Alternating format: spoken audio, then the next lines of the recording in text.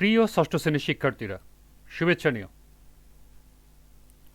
আজকে আমি তোমাদের বিজ্ঞান বিষয়ের প্রথম অধ্যায় বৈজ্ঞানিক প্রক্রিয়া ও পরিমাপ এর পার্ট 4 ও 5 পরিমাপের প্রয়োজনীয় থেকে আলোচনা করব এবং এর কাজগুলো সমাধান করে দেব। প্রথমে তোমাদের বলবো, যারা আমার চ্যানেলটি সাবস্ক্রাইব করো নাই তারা আমার চ্যানেলটি সাবস্ক্রাইব করবে এবং আমার সাথে থাকবে। তাহলে চলো আমরা ক্লাস শুরু করি।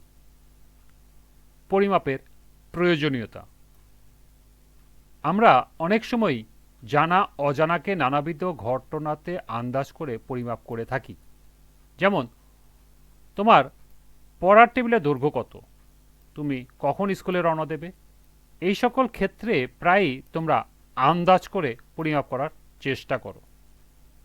আবার অনেক ক্ষেত্রে আমরা সঠিক পরিমাপের প্রয়োজনীয়তা অনুভব করি, যেমন বাজার থেকে চাল ডাল কিনতে, জামা কাপড় তৈরি করতে কিংবা সময় মতো ক্লাস শুরু ও শেষ করতে আমাদের যথাযথ পরিমাপ দরকার। সঠিক পরিমাপ ব্যতীত একটি শ্রেণীকক্ষে কয় জোড়া টেবিল বেঞ্চ রাখা যাবে, বাড়ির নির্দিষ্ট সীমানার মধ্যে কয়টি ঘর তৈরি করা যাবে, এমনকি কোন কক্ষের আকৃতি কীরকম হবে তা বলা মুশকিল। এছাড়া তরকারি রান্নার সময় পরিমাণ মতো বিভিন্ন প্রকার মশলার ব্যবহার করা খুবই জরুরি। জীবন বাঁচানোর জন্য যে ওষুধ তাও তৈরি করতে হয় পরিমাণ মতো এবং খেতেও হয় পরিমাণ মতো। এক কথায় দৈনন্দিন জীবনে প্রায় প্রতিটি কাজেই প্রয়োজন সঠিক পরিমাপের। এরপর একটি কাজ দেওয়া আছে, লক্ষ্য করো। দৈনন্দিন জীবনে 10টি ঘটনা লিপিবদ্ধ করে একটি তালিকা তৈরি করো যাতে সঠিক পরিমাপ প্রয়োজন। অর্থাৎ তোমাদের দৈনন্দিন জীবনের সঠিক পরিমাপ প্রয়োজন এ ধরনের 10টি ঘটনার একটি তালিকা লিখতে হবে। তাহলে চলো আমরা এখন এর সমাধান দেখে নিই।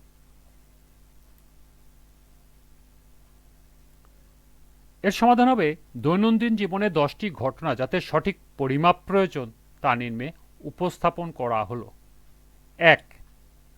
বাজার থেকে চাল ডাল কিনতে ওজন নির্ধারণ প্রয়োজন। 2. জামা কাপড় তৈরি করতে পরিমাপ প্রয়োজন। 3. কখন স্কুলে ক্লাস শুরু ও শেষ তা জানতে সময় জানা প্রয়োজন। 4. শ্রেণীকক্ষে কয় জোড়া বেঞ্চ রাখা যাবে তা জানতেও পরিমাপ প্রয়োজন। 5. গাছে কি পরিমাণ আম হয়েছে তা জানতে ওজন নির্ধারণ প্রয়োজন। 6. তরকারি রান্নার সময় পরিমাণ মতো বিভিন্ন প্রকার মশলার ব্যবহার। 7. স্কুলের মাঠটি কত বড় তা জানতে পরিমাপ প্রয়োজন। 8. জীবন বাঁচানোর যে ঔষধ তাও তৈরি করতে হয় পরিমাণ মতো। 9. আমার বয়স কত তা বের করতে পরিমাপ প্রয়োজন। এবং সর্বশেষ 10. বাড়ির নির্দিষ্ট সীমানার মধ্যে কয়টি ঘর তৈরি করা যাবে তা জানতেও পরিমাপ প্রয়োজন। এই ছিল এই কাজের সমাধান।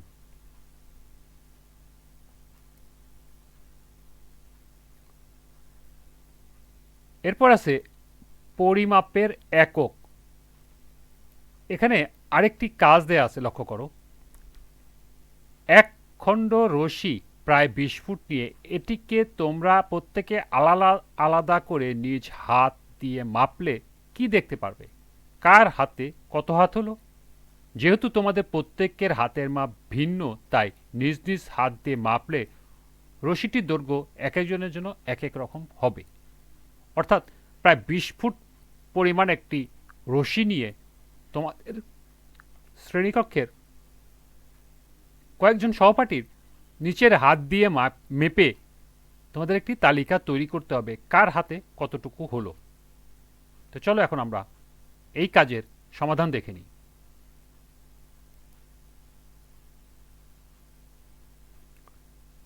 এর সমাধান হবে, একখণ্ড রশি প্রায় 20 ফুট নিয়ে এটি আমরা 5 জন প্রত্যেককে আলাদা করে নিজ নিজ হাত দিয়ে মেপে পরিমাপ করে নিম্নের ছকে তুলে ধরা হলো। নাম জাইম, পরিমাপ 13 হাত, অর্থাৎ 20 ফুট জাইমের হাতের 14 হাত হয়েছে। ঈশিতা 17 হাত, নাফি 15 হাত, সুরা 16 হাত, আদনান 15 হাত। এই ছিল এই কাজের সমাধান। এই ক্ষেত্রে হয়তো দেখবে একজন শিক্ষার্থী বলল যে রশিটির দৈর্ঘ্য তার হাতের 16 হাত এবং অন্য একজন শিক্ষার্থী বলল যে রশিটির দৈর্ঘ্য তার হাতের 17 হাত। উপরোক্ত কাজটি থেকে সঠিক কি সিদ্ধান্ত নেওয়া যায়? কিভাবে এই পার্থক্য দূর করা যায়? মূলত এই পার্থক্য দূর করার জন্য পরিমাপের ক্ষেত্রে একটি আদর্শ পরিমাণকে বিবেচনা করা হয়। কোনো কিছু পরিমাপ করার জন্য একটি সুবিধাজনক পরিমাণকে আদর্শ হিসাবে ধরে নিতে হয়। কোনো একটি সুবিধাজনক ক্ষুদ্র অংশকে এই আদর্শ হিসাবে ধরা হয়। এই জানা আদর্শ অংশের পরিমাণই পরিমাপের একক। দৈর্ঘ্য পরিমাপের ক্ষেত্রে একটি সুবিধাজনক দৈর্ঘ্য, ভর পরিমাপের জন্য একটি সুবিধাজনক ভর এবং সময় পরিমাপের জন্য একটি সুবিধাজনক নির্দিষ্ট সময় আদর্শ হিসাবে ধরা হয়। নিজ নিজ নানা আদর্শ মানের সাথে তুলনা করে সাধারণত দৈর্ঘ্য, ভর, সময়, তাপমাত্রা ইত্যাদি রাশি পরিমাপ করা হয়। প্রত্যেক ক্ষেত্রে পরিমাপকে একটি একক দ্বারা প্রকাশ করা হয়। ধরো তুমি একটি কক্ষের দৈর্ঘ্য মাপছো, দৈর্ঘ্য পরিমাপের পর তুমি বলছো 10 মিটার। তুমি যদি কেবল 10 বল বা তার কোনো অর্থ বহন করে না, অর্থাৎ তুমি যদি 10 মিটার না বলে শুধুমাত্র 10 বলো যে এই কক্ষের দৈর্ঘ্য 10, তাহলে তা কখনোই তার অর্থ বহন করে না। অর্থাৎ পরিমাপকে প্রকাশ করার জন্য একটি সংখ্যা এবং একটি এককের প্রয়োজন হয়। লক্ষ্য করে এখানে আরেকটি কাজ দেওয়া আছে। তোমাদের কমপক্ষে 10 জন নিজ নিজ পা দিয়ে শ্রেণীকক্ষের দৈর্ঘ্য মেপে তা একটি নির্দিষ্ট ছকে লিপিবদ্ধ করো। অর্থাৎ তোমাদের ক্লাসের দৈর্ঘ্য কতটুকু, তোমাদের শ্রেণীকক্ষের দৈর্ঘ্য কতটুকু তা তোমাদের নিজেদের পায়ের দিয়ে মেপে এরকম 10 জনের পরিমাপ একটি ছক করে লিখতে হবে। চলো এখন আমরা এর সমাধান দেখে নিই।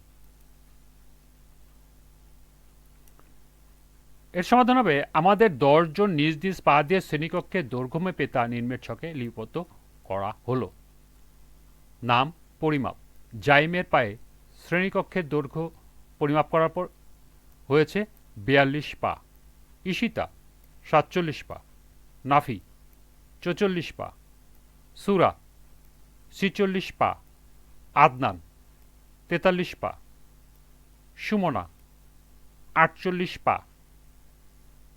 সালমান 41 পা, ঐশী 45 পা, রিজবি 40 পা এবং পাভেল 43 পা। এই ছিল এই কাজের সমাধান।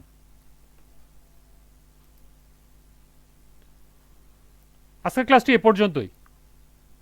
পরবর্তী ক্লাসে পার্ট 6 মৌলিক ও যৌগিক একক থেকে বিভিন্ন কাজের সমাধান করে দেব।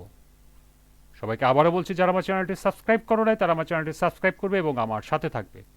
সবাইকে পরবর্তী ক্লাস দেখার আমন্ত্রণ জানিয়ে আজকের মতো আমি এখানেই বিদায় নিচ্ছি। আল্লাহ হাফেজ।